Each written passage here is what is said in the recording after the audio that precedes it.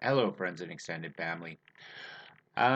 Today, I kind of want to talk about alternative um, actions and attitudes that we can adopt to try to curb some of this polarization that's going on in our lives. And not only that, to fight back if we feel that the powers that be, whether they be left or right, are manipulating us and are controlling us and maybe deceiving us. Because I mean, if you watch the news, if you watch the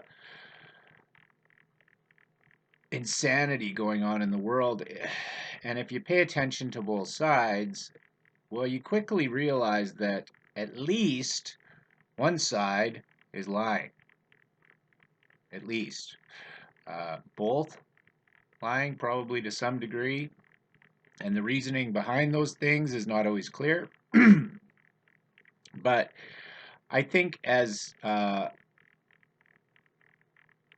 people who are coming to our own truths, growing in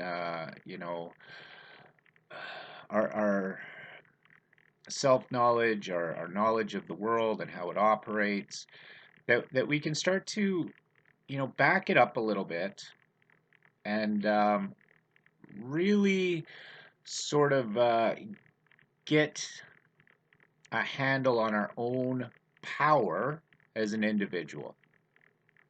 So, in that, I think it's important that we pull some of our leaders and our politicians and our icons off their little soapboxes and off their uh, pedestals that we've placed them on, and start looking at them as human animals, just like us, with flaws, vices, uh, warts and all. So to do that, we sort of have to find examples for ourselves. And I want to use an example that stands out for me and my own experiences and sort of highlights the I think the sort of way most of us plebs and peasants and people that are just middle class, don't have a lot of power, don't have a lot of clout, don't have a huge education. Um, in ways we can give ourselves a bit of a break. And so I want to use this as an example. One of my favorite shows is X Files. I do love fringe topics. I do enjoy conspiracy theories and Loch Ness monster and Sasquatch. I like that. I like coming to the fringe of reality and kind of peeking over and seeing what's out there. And there is lots of things out there that we as just regular individuals can discover for ourselves once we start giving ourselves permission to do our own investigations. So from the X Files, there was an episode once, whereas, and I'm remembering loosely, but trying to give you the context, which was basically that Mulder had, who was played by David Duchovny, ended up in contact with a bigwig at I think it was Area 51, right? So well known for UFO conspiracy theorists and things like that. And he was talking to the leader, and they were sort of private for a second. And the leader guy, the general or major, or whatever he was, who was running this operation at Area 51, gets Mulder alone for a second and says to him, "So, are they real?" And Mulder kind of, "Or what real?" He says, "Aliens, are they real?" Because he doesn't know. And I think that in and of itself, and I mean, I know it's a TV show, I know it's fiction, but I think that event in the show sort of hit me like a ton of bricks in that we want to think that, people who go to school and get 9 years, 12 years of education are somehow so far beyond us that we could never, truly understand how they think and things like that. And I just don't believe that to be true. You can gather information in all kinds of ways, and experience is by far the most educational tool I think that we have on planet Earth. And I would say that a person with a moderate amount of experience versus some guy who spent his entire life studying and studying and studying, book upon book upon book, and in school, and is full of theory with no actual real life experience or social experience or things like that, well, they might be a nice wealth of knowledge, but I feel that they would lack the actual wisdom to put that knowledge uh, um, into a fully functional form. So so that's just one thing. Okay, now here's a couple other little things that I think we can all do for ourselves. And these are things that are common sense and that you've heard before, I'm sure. But we vote with our dollars. Okay, now the money system itself is a problem. The way it's set up with the central banks and creating money out of nowhere. And I highly recommend anyone Google, the history of money, the money masters, you know, the greatest story never told, um, the story of our enslavement, indentured servitude. Any of those things would start to kind of slowly give you an understanding of how the money system works, because it's understandable when you break it down to a small scale, and then you can see very easily the problems with it, and how it is. I mean, it eventually leads to someone having all the money. I mean, there's reasons we used to have things like jubilees every 50 years and stuff like that. And again, I'm no expert in any of these areas. I have a very broad general knowledge that kind of gives me a bit of a overarching pattern to work from. And the more experience I have with human nature, the more that pattern sort of comes to some sort of accurate model that allows me to predict to certain degrees certain things. But eh, there's a lot of deception built into it as well that really causes distress. Like, for example, I've been getting a little excited about the politics going on, and the reason being is because there's actually visible signs of psychological warfare going on in the West right now through this critical race theory, and that's alarming because I'm a private citizen like most of you, and we're being engaged in actual warfare that we haven't been trained for. And all that being said, if you're not,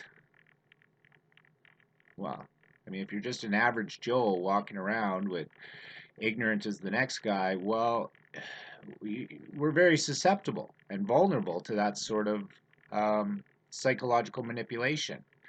So that's where I'm very frustrated, and it's nested itself into the left wing.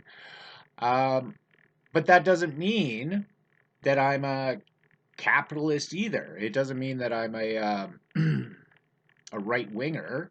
I mean, I certainly support pro-choice because I have to be pragmatic, and I have to stand up for consciousness. I don't want a bunch of children being born into horrible situations.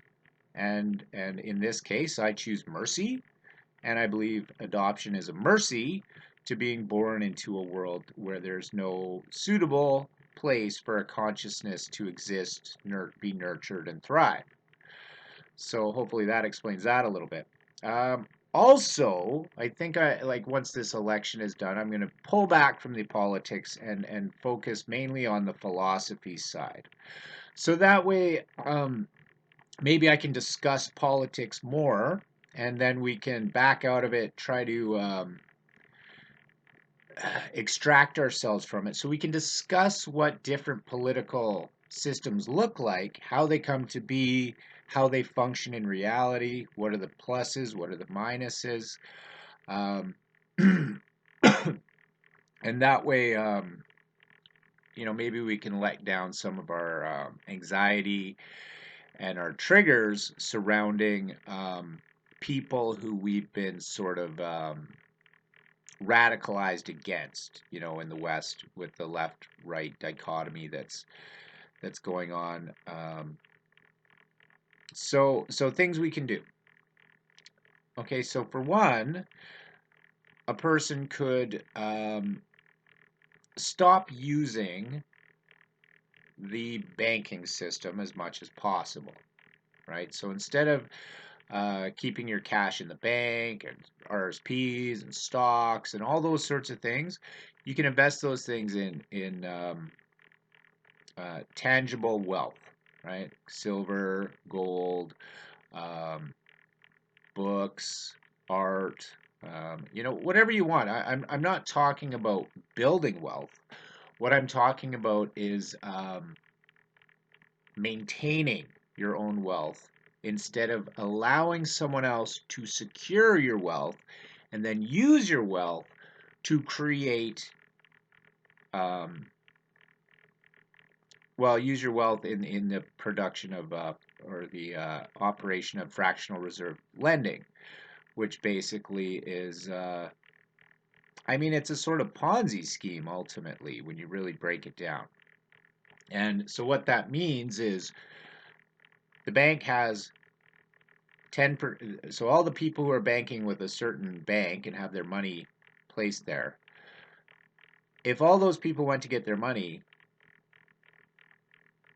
the money isn't there. And don't fall for that old uh, Miracle on 34th Street thing.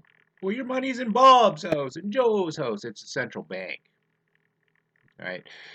It's just a skimming machine ultimately. And if you have your money in it, same with the stock market. Uh, if tomorrow they shut off the power, if communism takes over, if the country folds, you're done, right? If hyperinflation comes to town, you're done. If you get canceled, you're done.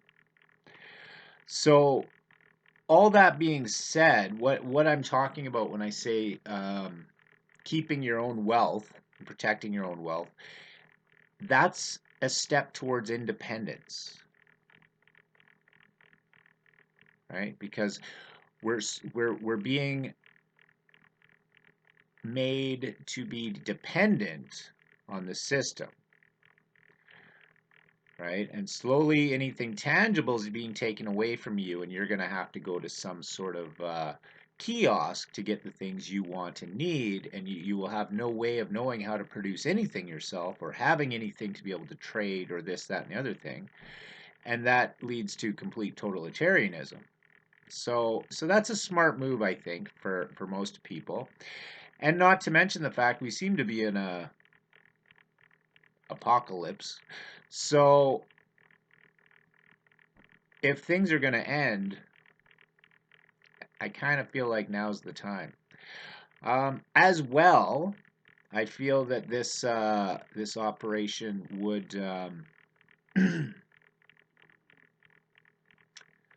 take some of the power away from the globalists and whatnot, and put it back in the people, right? If they have your money and your wealth, well, the only thing they can extract from you further than that is your labor. And if you refuse to give it, well, then they could just do away with you or whatnot. The other thing that we can look at doing is trading, buying used, um, getting away from the monopolies, right? So instead of shopping at Walmart, pay more at your local grocer. I mean, those things are, I mean, it's almost too late in some of those cases, but I mean, that's powerful. The other thing we can do is give up on materialism.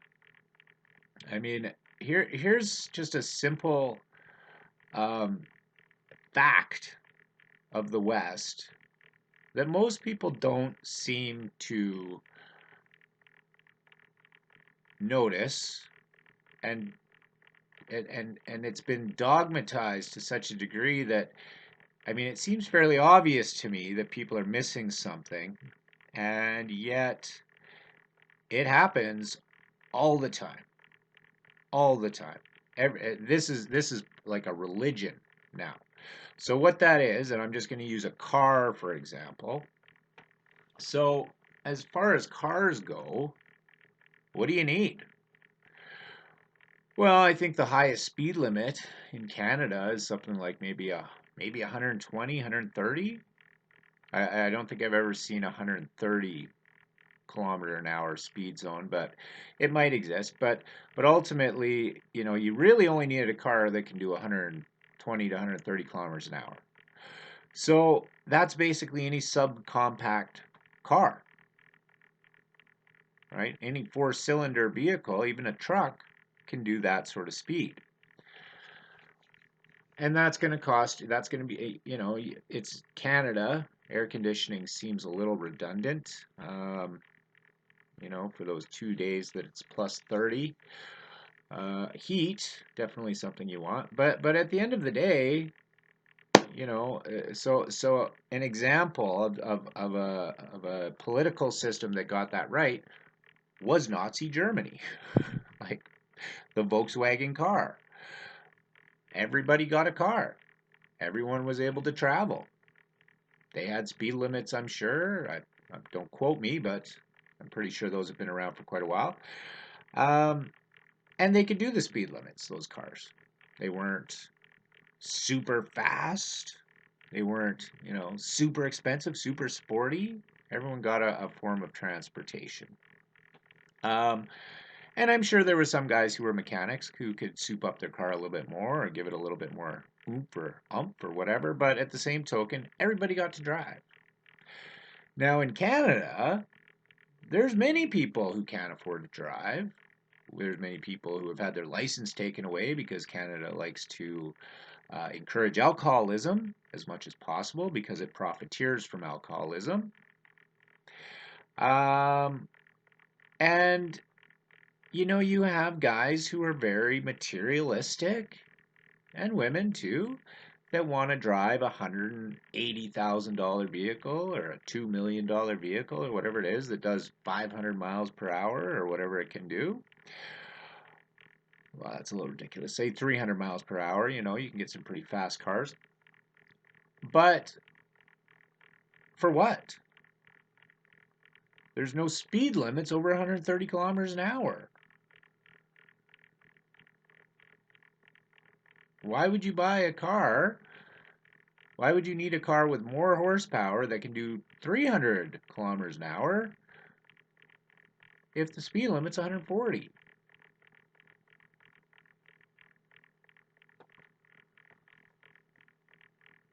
What's the point of having something that can do something that you're not allowed to do? Well,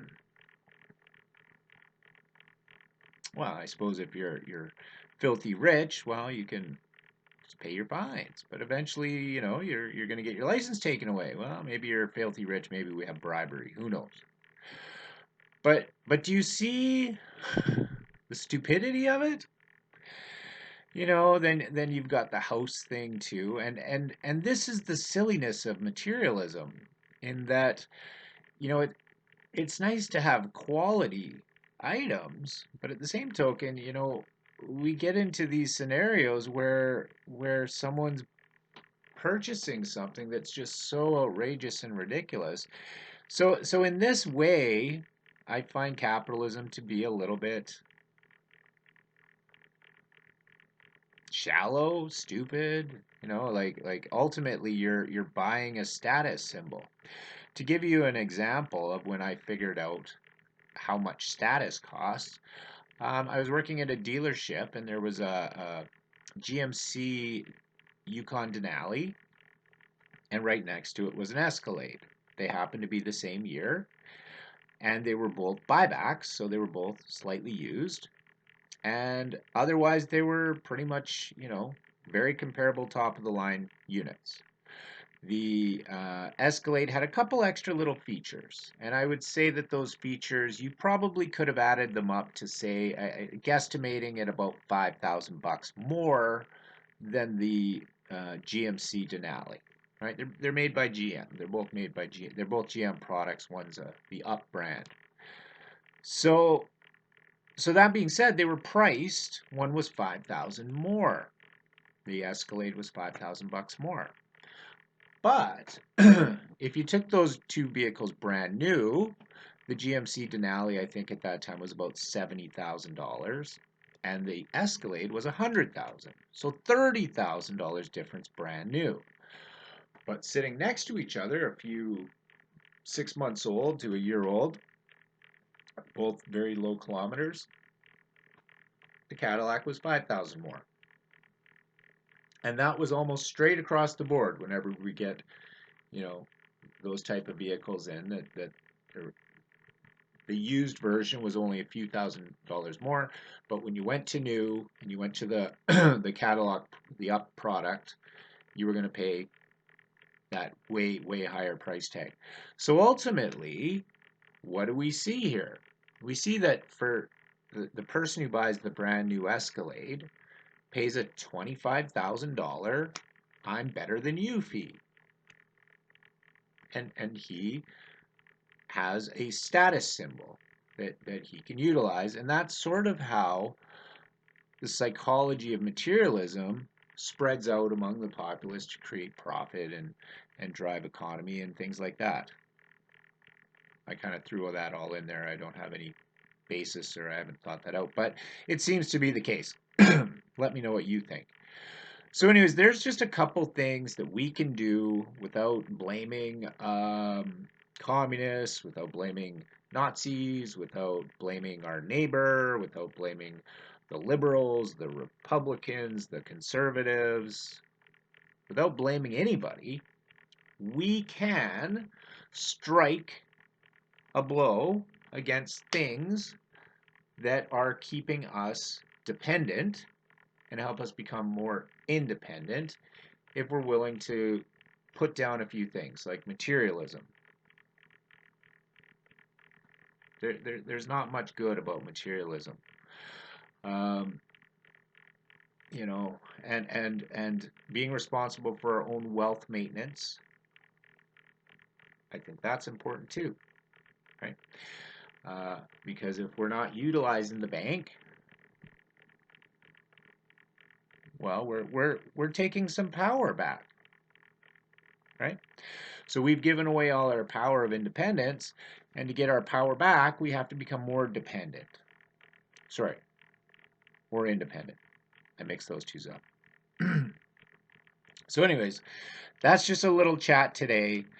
As I said, I've been trying to think of a way to sort of back out of the politics because it's just painful. It's painful. And not only that, to get back to practical things that we can do to make a better world for ourselves, our children, our neighbors, and to give ourselves back some little bit of power. Because ultimately, over the last week or two, there's been a video clip circulating in my mind about me watching politics. And at one time, when I was in a bit more of a spiritual place, I looked at the politics as just theater, right? Scripted theater for the masses. And utilized to manufacture consent, which I would cite, I believe, Noam Chomsky did a good work on manufacturing consent. I've seen some lectures on that.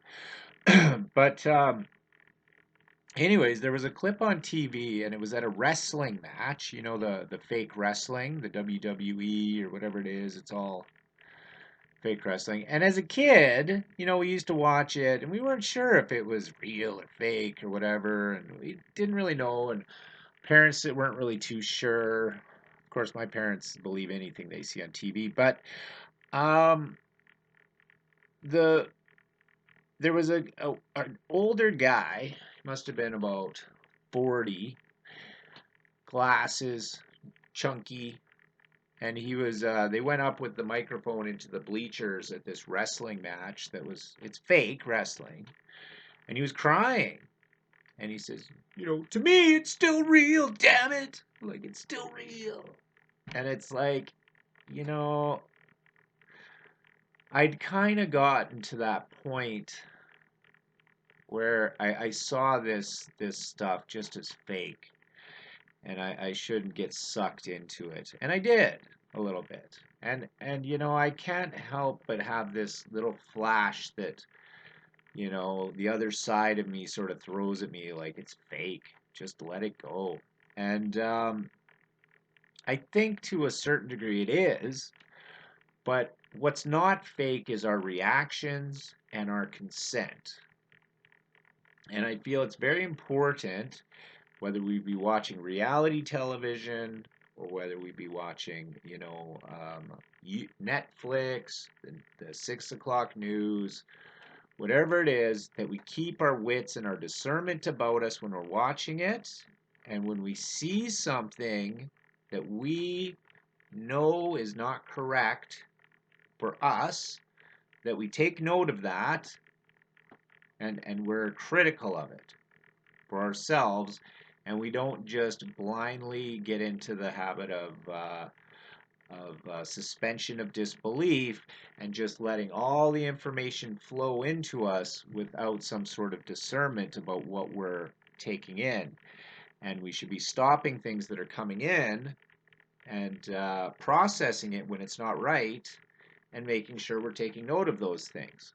So, um, our otherwise we can watch our moral value system be eroded and reversed if we go back to the beginning of our lives and watch the progression through social media, television, and how it has progressed, and how that has now reflected into the general populace and our reality that we're living in, and then step back and say, is this what I want?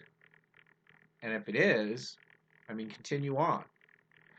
But if your value system is a little bit more, conservative, where you want your children to be raised in a safe, healthy environment, you believe in things like, marriage between, a man and a woman, you believe in things like, worship and turning the other cheek, and charity and generosity to our neighbors, honesty, love, those sorts of things.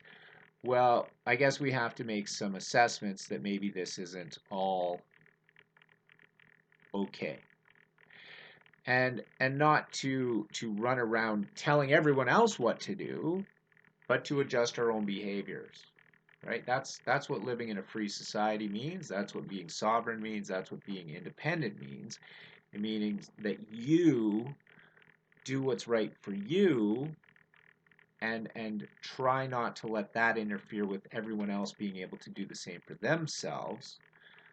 And I guess the harder thing is trying to figure out how to incorporate that with your society, police force, justice system, and overall national system that you're living in.